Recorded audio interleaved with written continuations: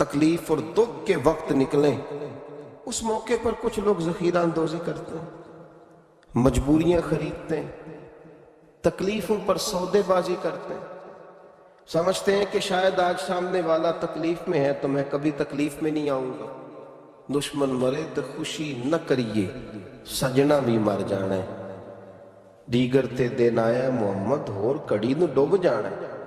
یہ وقت بدلتا رہتا ہے، آزمائشیں آتی ہیں، تو ذخیرہ اندوزی کرنا، قیمتیں بڑھانے کے لیے مال کو چھپا لینا، ضرورت مندوں کے قریب چیزوں کو نہ جانے دینا۔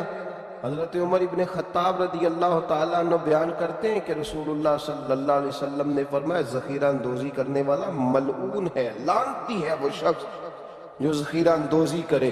سنن ابن ماجہ کے اندر یہ حدیث موجود ہے، فرمایا ملعون ہے وہ شخص کہ لوگوں کو ضرورت ہے اور یہ صرف نفع بڑھانے کے لیے ذخیرہ اندوزی کر رہا ہے، اللہ سے نہیں ڈرتا۔